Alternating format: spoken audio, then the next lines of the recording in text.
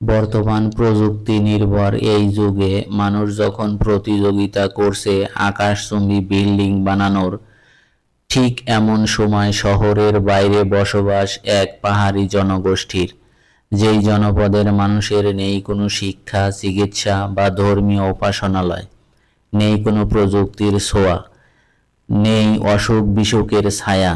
এ যেন যান্ত্রিক জীবনের বাইরে অন্য এক শান্তির জীবন। আসসালামু আলাইকুম, মোশাররফ হোসাইন স্বাগত জানাচ্ছি ট্রাভেল টু জিরো পয়েন্ট থেকে। আমি এখন আছি আলীকদমের একদম গহীনে সাঁওতাং পাড়ায়।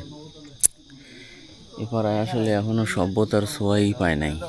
একটা টয়লেট, সকালবেলা ঘুম থেকে উঠলাম, একটা টয়লেট খুঁজে পাই না, মানে টয়লেট নেই। এই পাড়া থেকে ভিউটা দেখেন জাস্ট, মানে এত মেঘ জমছে, এইসব সিঁড়ি দিয়ে উঠতে হয় ঘরে।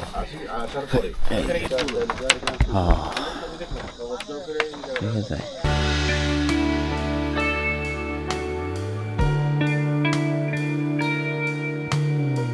এই পাড়াটার নাম কি?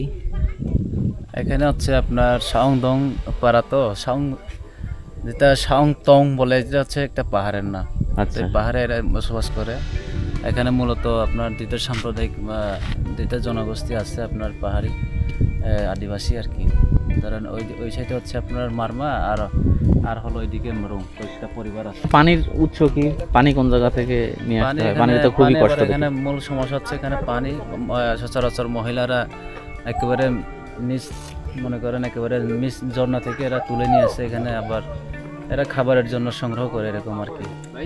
ও আচ্ছা, এখানে নাকি কোনো শিক্ষা প্রতিষ্ঠান নাই? এখানে কোনো শিক্ষা প্রতিষ্ঠান নেই আজও। এই যে বাচ্চারা এখানে এই যে হেলে দুলে এমনি আছে, এই এখানে অধিকাংশ বাচ্চা দেখি, কারণ এদের কোনো শিক্ষা দীক্ষা নেই। চিকিৎসা এখানে ধর্মীয় কোনো তো দেখলাম না, উপাসনালয় তো দেখলাম না। হয়তো বা আজও এদের করার সময় হয় নাই, কিন্তু করবে, কারণ এদের মরুমদের একটা, মনে করেন তাদের একটা প্রধান উৎস হলো ক্রামা, তাদের একটা পার্সোনাল একটা ধর্ম। এখানে চিকিৎসা, যদি কেউ অসুস্থ হয়ে যায় সেক্ষেত্রে মানে চিকিৎসা করতে কোথায় যাইতে হয়? এদিকে মনে করেন যারা আদিবাসী, যারা পাহাড়ে বসবাস করে, মূলত অতটা অসুখ বিসুখ হয় নাই। গুরুত্ব যদি অসুস্থ বেশি হয় তাহলে আপনার কাপড় করে বেঁধে, তারপরে দুইজন কাঁধ নিয়ে কাঁধে মনে করেন তুলে নিয়ে যায়, এরকম আর কি।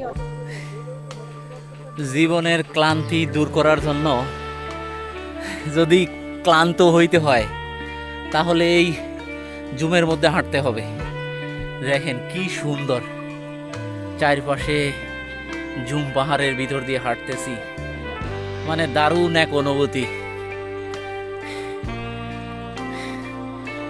মানে আমরা জীবনের ক্লান্তি দূর করার জন্য ক্লান্ত হয়ে যাচ্ছি, এটার ভিতরে আছে আবার অসাধারণ এক অনুভূতি। খুবই ভালো লাগতেছে, খারাপ লাগতেছে না। কষ্টের মাঝেও যে সুখ আছে এতেই প্রমাণিত হয়। এই যে দেখো, এটা হচ্ছে রোজেলা। পাহাড়ে হাঁটতে হাঁটতে জুমের ভিতর দিয়ে একটা রোজেলা পাইলাম। এটা একটু টক টক লাগে খাইতে, বাট খুবই স্টেমিনা দেয়, যেটা পাহাড়ে খুবই দরকার হাঁটার জন্য। এটা দিয়ে চাও বানায় খাওয়া যায়, অনেকে এই রোজেলা টি খায়, সো এটা দিয়ে চাও খাওয়া যাবে, খুবই ভালো লাগবে খাইতে। গরমের সময় অনেক মজা লাগতেছে খাইতে। তো জুমে আসলে, পাহাড়ে আসলে এই জিনিসটা অবশ্যই খাবেন।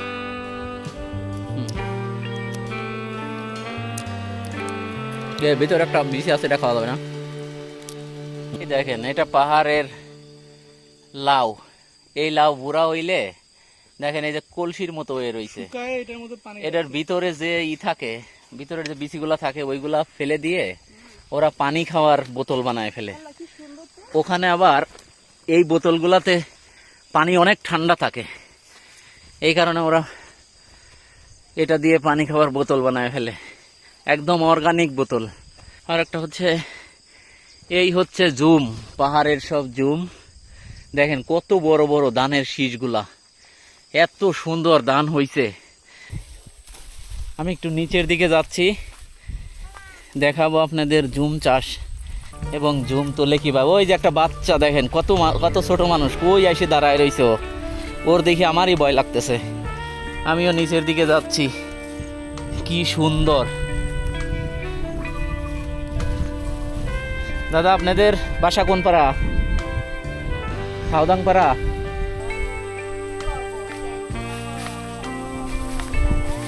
ও দাদা যোগ টোক আছে নাকি? যোগ নাই, মানে খুবই ভালো লাগতেছে এই জুমটা দেখে। এই যে একটা পিচ্চি, ওর কাছে যাব। কি নাম তোমার?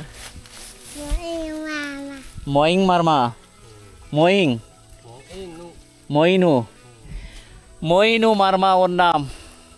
এই যে দাদা আর দিদি আসছে জুম কাটতে, ওনাদের সাথে আসছে। ও আসিয়ে এখানে এই যে চকলেট খাইতেছে।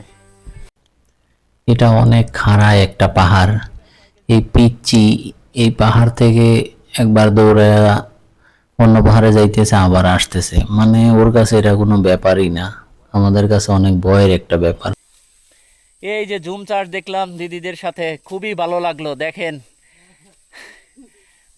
জুম কাটতেছে, এই দৃশ্য তো আমরা আসলে দেখি না, এখন দেখলাম।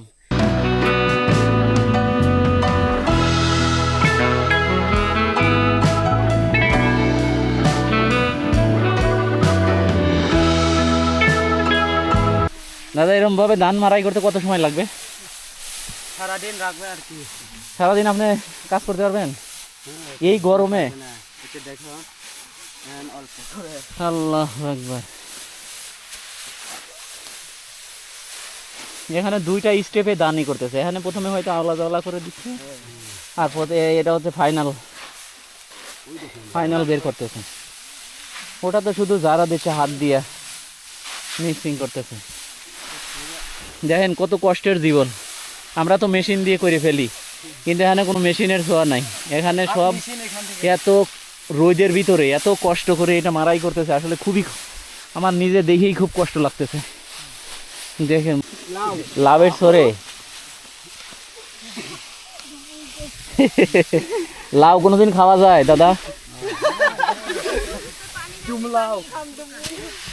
হ্যাঁ মারফা, এই যে এইটা মারফা, এই যে এই হলুদটা, এটা খাইতে কেমন? না মানে ওটা পাকা এই জুম আপনাদের দিদি না? দিদি ইনি কানে শুনে না। শোনে না? এই জুম ওনাদের। জি আর তুমি থানসি থেকে আসছো হেল্প করতে। কোন ক্লাসে পড়ো? না আমি ক্লাস 8 পর্যন্ত পড়ছি আর কি। আর পড়ো না? এখন পড়ি না, এই বছরে ছেড়ে দিছি। কি করো? এখন কাজ করি। লেখাপড়া ছাড়ছো কেন? লেখাপড়া তো ছাড়া দেবে না। ও ক্লাস 8 পর্যন্ত পড়ছে, তারপরে লেখাপড়া ছাড়ে দিছে। আর এটা হচ্ছে ওর খালা। এই যে জুম চাষগুলো হইতেছে ওনাদের, এই জন্য হেল্প করতে আসছে। বন্ধুরা দেখুন ওনার কানের ছিদ্রটা কত বড়, একটা গ্লাসের মতো একটা জিনিস নিয়ে রাখছে। এটা হচ্ছে মরং উপজাতিদের একটা সংস্কৃতি। তো বোন থাকো জায়গা, হ্যাঁ ভালো থাকো, আল্লাহ হাফেজ। পাহাড়িদের সংগ্রামী জীবন আর পাহাড়ের এই কঠিন পথ হাঁটতে আবার ফিরে আসব।